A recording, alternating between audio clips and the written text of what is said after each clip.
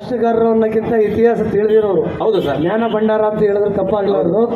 ದಯವಿಟ್ಟು ಅವ್ರ ಬಗ್ಗೆ ಸಾಕಷ್ಟು ಫೇಸ್ಬುಕ್ ವಾಟ್ಸಪ್ಪಲ್ಲಿ ನೋಡಿರ್ತೀರ. ಈಗ ನಮ್ಮ ಎದುರುಗಡೆ ಇತಿಹಾಸದ ಬಗ್ಗೆ ತಿಳಿಸ್ತಾರೆ. ದಯವಿಟ್ಟು ತಿಳ್ಕೊಳ್ಳಿ. ಕನ್ನಡ ಮೊದಲು. ಕನ್ನಡದ ಬಗ್ಗೆ ತಿಳ್ಕೊಂಡಿದ್ರೆ ನಾಳೆ ಇನ್ನೊಬ್ರಿಗೆ ಹೇಳ್ಬೋದು ನಿನಗೆ ಕನ್ನಡ ಬರಲ್ವಲ್ಲ ಅಂತಾರೆ. ಅದರಿಂದ ದಯವಿಟ್ಟು ಎಲ್ಲರೂ ಸಾವಧಾನ ಕೇಳಿ. ನಂತರ ನೀರ್ಮಜ್ಜಿಗೆ ಪಾನಕ ವಿತರಣೆ ಇದೆ. ಈಗ ನಮ್ಮ ಧನ್ಯ ಸರ್ ಅವರು ಮಾತಾಡ್ತಾರೆ. ಎಲ್ಲರಿಗೂ ನಮಸ್ಕಾರ. ಮೊದಲನೇದಾಗಿ ಚಾಲುಕ್ಯ ರಾಜ್ಕುಮಾರ್ ಟ್ರಸ್ಟ್ ಅವ್ರಿಗೆ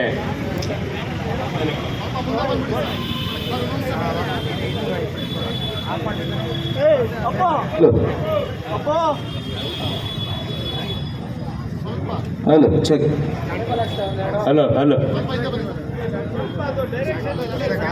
ಎಲ್ಲರಿಗೂ ನಮಸ್ಕಾರ. ಮೊದಲನೇದಾಗಿ ಚಾಲುಕ್ಯ ಡಾಕ್ಟರ್ ರಾಜ್ಕುಮಾರ್ ಟ್ರಸ್ಟ್ ಅವರಿಗೆ ನನ್ನ ಹೃದಯಪೂರ್ವಕ ನಮಸ್ಕಾರಗಳು ಮತ್ತು ಕನ್ನಡ ಮೊದಲು ತಂಡಕ್ಕೆ ನನ್ನ ಹೃದಯಪೂರ್ವಕ ನಮಸ್ಕಾರಗಳು. ಇದು ನಿಜವಾದ ಅರ್ಥದಲ್ಲಿ ಮತ್ತೊಂದು ಕನ್ನಡ ರಾಜ್ಯೋತ್ಸವಕ್ಕೆ ಸಮಾನವಾದಂಥ ಉತ್ಸವ. ಎಲ್ಲ ಕನ್ನಡಿಗರು ನಾವು ಇದನ್ನು ಭಾಳ ಸಂಭ್ರಮದಿಂದ ಭಾಳ ಹೆಮ್ಮೆಯಿಂದ ಆಚರಿಸಬೇಕು. ಯಾಕೆ ಅಂತಂದರೆ ಇವತ್ತು 1680 ವರ್ಷಗಳ ಹಿಂದೆ ಕನ್ನಡದ ದೊರೆ, ಕದಂಬರ ದೊರೆ ಮಯೂರ ವರ್ಮ ಕನ್ನಡದ ಸಾಮ್ರಾಜ್ಯವನ್ನು ಕಟ್ಟಿದ ದಿನ. ತಮಿಳರು ಇದಕ್ಕಿಂತ ಮುಂದೆ ಇದ್ವಿ ಅನ್ನೋದು ಶುದ್ಧ ಸುಳ್ಳು.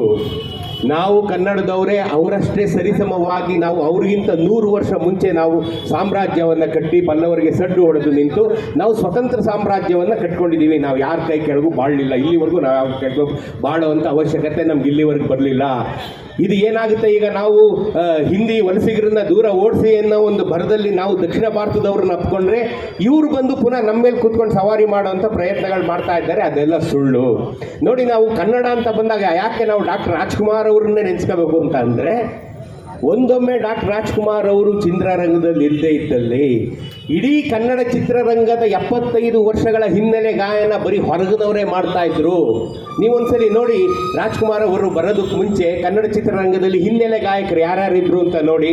ಶೀರ್ಕಾಳಿ ಗೋವಿಂದರಾಜನ್ನು, ಘಂಟಸಾಲ, ಜೇಸುದಾಸು, ಪಿ.ಬಿ. ಶ್ರೀನಿವಾಸ್, ಇವರುಗಳು ನಮ್ಮ ಕನ್ನಡದ ಹಾಡುಗಳನ್ನು ಹಾಡ್ತಾ ಇದ್ರು. ಎಲ್ಲ ಹೊರಗಿನವರು. ಡಾಕ್ಟರ್ ರಾಜ್ಕುಮಾರ್ ಅವರು ಬಂದ ಮೇಲೆ ಕನ್ನಡಕ್ಕೆ ಸಿಕ್ಕಂತ ಹಿನ್ನೆಲೆ ಗಾಯದ ಮೊದಲ ಗಾಯಕ ಡಾಕ್ಟರ್ ರಾಜ್ಕುಮಾರ್ ಅವರು.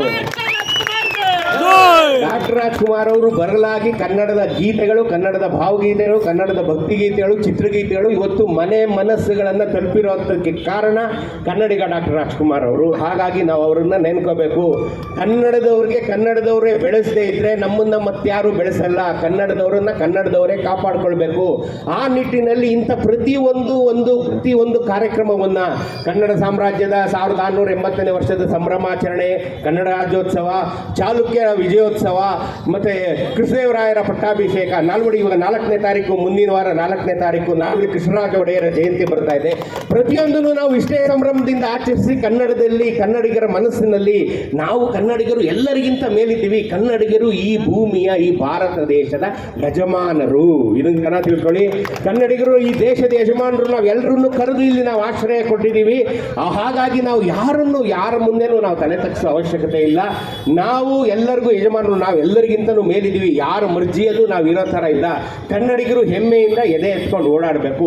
ಆ ನಿಟ್ಟಿನಲ್ಲಿ ಇಂಥದ್ದೊಂದು ಕನ್ನಡ ಸಾಮ್ರಾಜ್ಯದ ಸಂಭ್ರಮಾಚರಣೆ ಅಂತ ವಿಚಾರಗಳು ನಾವು ಪ್ರತಿ ವರ್ಷ ನೋಡಿ. ಬಹಳ ಹಿಂದಿನ ಮಾತು ಹೇಳೋದಾದರೆ ಕನ್ನಡ ರಾಜ್ಯೋತ್ಸವ ಒಂದಿನ ಮಾಡಿ ನಾವೆಲ್ಲ ಸುಳ್ಳಾಗಿ ಹೋಗ್ತಾ ಇದ್ವಿ. ಈಗ 365 ದಿನನೂ ಮಾಡೋದಕ್ಕೆ ನಮ್ಮ ಹತ್ರ ಕಾರ್ಯಕ್ರಮಗಳಿದೆ. 365 ದಿನನೂ ಇಂಥದ್ದೊಂದು ಕೆಲಸ ಮಾಡ್ಬೋದು. ಕನ್ನಡ ಸಾಮ್ರಾಜ್ಯದ 1480ನೇ ವರ್ಷದ ಸಂಭ್ರಮಾಚರಣೆಯಿಂದ ಹಿಡಿದು ಪ್ರತಿ ದಿನಾನು ನಾವು ಒಂದು ಸಂಭ್ರಮಾಚರಣೆ ಮಾಡೋದಕ್ಕೆ ನಮ್ಮ ಹತ್ರ ಕಾರ್ಯಕ್ರಮ ಇದೆ. ಪ್ರತಿ ದಿನಾನು ಕನ್ನಡದ ದಿನ, ಪ್ರತಿ ದಿನಾನು ಕನ್ನಡದ ತಾಯಿ ಭುವನೇಶ್ವರಿಯ ದಿನ, ಪ್ರತಿ ದಿನಾನು ಡಾಕ್ಟರ್ ರಾಜ್ಕುಮಾರ್ ಅವರ ದಿನ. ಇದನ್ನ ನಾವು ಯಾವತ್ತೂ ಮರಿಬಾರ್ದು. ಈ ವರ್ಷ ಇದು 2ನೇ ವರ್ಷದಲ್ಲಿ ಇದು ನಾವು ಇಷ್ಟೊಂದು ಜನ ಸೇರಿದ್ದೀವಿ. ಮುಂದಿನ ವರ್ಷ ಇದು 10,000 ಜನ ಸೇರಬೇಕು. ಅದ್ರ ಮುಂದಿನ ವರ್ಷ 1,00,000 ಜನ ಸೇರಿ ನಾವು ಸ್ಟೇಡಿಯಂ ಅಲ್ಲಿ ಈ ಕನ್ನಡ ಸಾಮ್ರಾಜ್ಯದ ಮಯೂರ ವರ್ಮನ ಆಚರಣೆಯನ್ನು ಮಾಡಬೇಕು ಅಂತ ನಾನು ಕೇಳ್ಕೊತೀನಿ. ಪ್ರತಿಯೊಬ್ಬರು ಇದನ್ನ ಇನ್ನೂ 10 ಜನಕ್ಕೆ ಇದನ್ನು ಹರಡಬೇಕು. ಈ ವಿಚಾರ ಎಲ್ಲ ಕಡೆ ಪ್ರಸ್ತಾಪ ಆಗಬೇಕು.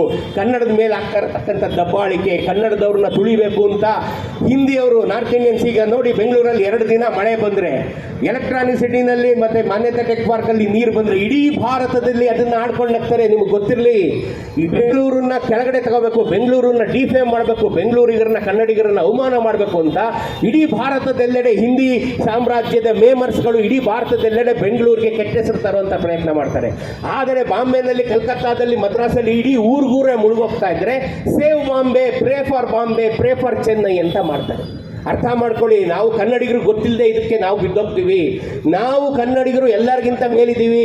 ಎಲ್ಲ ಊರುಗಳಿಗಿಂತ ಅತ್ಯಂತ ಶ್ರೇಷ್ಠವಾದ ಊರು ಈ ಬೆಂಗಳೂರು. ಇಲ್ಲದೇ ಇದ್ರೆ ಅವ್ನು ಯಾಕೆ ಅವ್ನು ಮನೆ ಮಠ ಬಿಟ್ಟು 3,000-4,000 ಸಾವಿರ ಕಿಲೋಮೀಟರ್ ಬಂದು ಕನ್ನಡದ ಊರಿನಲ್ಲಿ, ಈ ಊರಿನಲ್ಲಿ ಯಾಕೆ ಅವನು ಮನೆ ಮಠ ಮಾಡ್ಕೊಂಡಿದ್ದಾನೆ ಅಲ್ವೇ? ಸೊ ಹಾಗಾಗಿ ಈ ಒಂದು ಮೋಸವನ್ನು ನಾವು ಅರಿಯಬೇಕು, ಇವರ ವಂಚನೆಯನ್ನು ನಾವು ಅರಿಯಬೇಕು. ಹಿಂದಿ ಯಾವತ್ತಿಗೂ ರಾಷ್ಟ್ರ ಭಾಷೆ ಅಲ್ಲ, ಆಗೋದು ಇಲ್ಲ. ನಮಗೆ ಕನ್ನಡದಲ್ಲಿ ಕನ್ನಡಿಗನೇ ಸಾರ್ವಭೌಮ, ಕನ್ನಡದಲ್ಲಿ ಕನ್ನಡವೇ ರಾಜ್ಯ ಭಾಷೆ, ನಮಗೆ ಕನ್ನಡವೇ ರಾಷ್ಟ್ರ ಭಾಷೆ. ಭಾಷೆಯಿಂದನೇ ನಾವು ಕನ್ನಡ ಭಾಷೆಯಿಂದನೇ ಬೆಳೀತಾ ಇದ್ದೀವಿ, ಬದುಕ್ತಾ ಇದ್ದೀವಿ. ನಮ್ಮ ಮಕ್ಕಳು ಅದೇ ರೀತಿ ಬೆಳಿಬೇಕು, ಬದುಕಬೇಕು. ನಮಗೆ ಬೇಕಾಗಿರೋದು ನಮ್ಮ ಭಾಷೆ, ನಮಗೆ ಬೇಕಾಗಿರೋದು ಕನ್ನಡಿಗರ ಸ್ವಾಭಿಮಾನ, ನಮಗೆ ಬೇಕಾಗಿರೋದು ಕನ್ನಡಿಗರ ಹೆಮ್ಮೆ. ನಮ್ಮ ಸ್ವಾಭಿಮಾನಕ್ಕೆ, ನಮ್ಮ ಹೆಮ್ಮೆಗೆ, ನಮ್ಮ ರಾಜರ ಮಹಾರಾಜರಿಗೆ ಎಲ್ಲೇ ಅವಮಾನ ಆಗುವಂಥ ಪ್ರಸಂಗ ಬಂದರೂ ಎಲ್ಲ ಕನ್ನಡಿಗರು ಸಿಡಿದೆದ್ದು ಹೇಳಬೇಕು.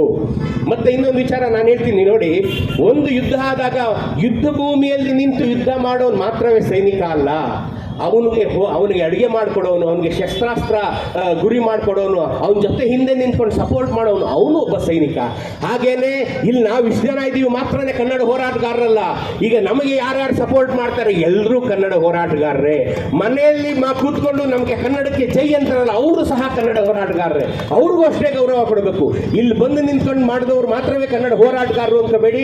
ಇಲ್ಲ ಇವತ್ತೊಂದು 500 ಜನ ಇರ್ಬೋದು, ಇವತ್ತು ನಮಗೆ ಸಪೋರ್ಟ್ ಮಾಡ್ತಾ ಇರ್ತಕ್ಕಂಥ 50,000 ಜನ ಮನೆಗಳಲ್ಲೇ ಕೂತಿದ್ದಾರೆ ಅಥವಾ ಆಫೀಸ್ಗಳಲ್ಲಿ ಕೂತಿದ್ದಾರೆ. ಅವ್ರು ಏನು ನಾನಾ ಕಾರಣಕ್ಕೆ ಅವ್ರು ಬರಕ್ಕಾಗದೇ ಇರ್ಬೋದು, ಆದರೆ ಅವರು ಎಲ್ಲ ಕನ್ನಡಕ್ಕೆ ತಮ್ಮ ಮನಸ್ಸಿನಲ್ಲಿ ಇರ್ತಾರೆ. ಹೌದು, ಇವ್ರಿಗೆ ಒಳ್ಳೇದಾಗಲಿ, ಕನ್ನಡ ಅನ್ನೋದು ಯಾವತ್ತು ಮೇಲೆತ್ತಲಿ ಅಂತ ಇವತ್ತು ನಾನು ಬೆಟ್ಟಿಂಗ್ ಮಾಡಿ ಹೇಳ್ತೀನಿ. ಇವತ್ತು ನಿಮಗೆ ನಾನು ಹೇಳ್ತೀನಿ, ಇಡೀ IT ಇಂಡಸ್ಟ್ರಿಯಲ್ಲಿ ಪ್ರತಿಯೊಬ್ಬ ಕನ್ನಡಿಗನು ಕನ್ನಡದ ಪರ ಇದ್ದಾನೆ ಇವತ್ತು.